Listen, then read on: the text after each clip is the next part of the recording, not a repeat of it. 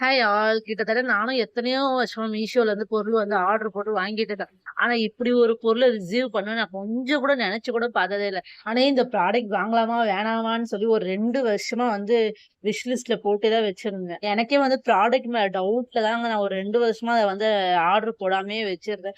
ஆனா ப்ராடக்டோட சைஸ் எப்படி இருக்கும்னு தெரியாமே கொஞ்ச நாள் நான் வாங்காம வச்சேன். சரி எனக்கே மனசு வந்து சரி இந்த ப்ராடக்ட் வாங்கலாம் நம்ம கிச்சனுக்கு வந்து தேவையான பொருள் அப்படின்னு சொல்லிட்டு ஆர்டர் போட்டாங்க.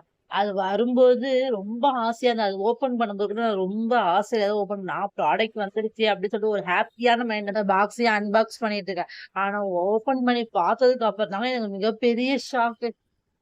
அப்பா இப்படியா ஒரு ப்ராடக்ட் அனுப்புவீங்க அப்படின்னு பாத்தீங்கன்னா, எவ்வளவு ஒரு ஹாப்பி ஃபேஸோட ஓப்பன் பண்ணி லாஸ்ட்ல இடி விழுந்த மாதிரி ஆயிடுச்சுங்க.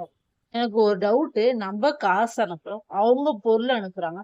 பொருள் அனுப்புறவங்களுக்கு அந்த ஒரு நாலேட்ஜ் கூடமாங்க இருக்காது. இப்படி ஒரு மோசமான பொருள நம்ம அனுப்பிச்சு வைக்கிறோமே, அவங்க எப்படி நம்மளுக்கு ரிட்டர்ன் அனுப்புவாங்க அப்படின்னு அவங்களுக்கு தெரியும்ல.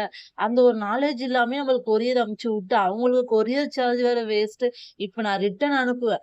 அந்த சார்ஜும் அவங்களுக்கு தான் அது வேஸ்ட்டு. ப்ராடக்ட் எப்படி இருந்ததுன்னா, அங்கங்க டேமேஜ் ஆயிருந்தது. ஒரு இடத்துல வந்து அந்த கம்பியே அப்படியே விட்டு இருந்தது. அதுக்கப்புறம் பார்த்தா ஃபுல்லா ஃபங்கஸா இருந்தது. அது வந்து ஒரு மாதிரி பிசு பிசுன்னு இருந்தது. ஆனா அது வந்து பழைய ப்ராடக்ட் தான் அவங்க வந்து அனுப்பிச்சிருக்காங்க. ரொம்ப மனசே கஷ்டமா போச்சுங்க. எவ்வளோ ஆசையா இருந்தது தெரியுமா? ஒரு 2 வருஷமா இந்த ப்ராடக்ட் வாங்கலாமா, வேணாமான்னு சொல்லி யோசிச்சுக்கிட்டே இருந்து லாஸ்ட்டா ஆர்டர் போட்டேன். இப்படி ஒரு ப்ராடக்ட் அனுப்பி விட்டுருக்கீங்களே! ரொம்ப கஷ்டமா போச்சு. இப்ப நான் மறுபடியும் ரிட்டர்ன் அனுப்பணும். ஃபைனலா இதுல இருந்து நான் என்ன தெரிஞ்சுக்கிட்டேன்னா, ஃபோட்டோவ பார்த்து நம்பவே கூடாது. Okay, by.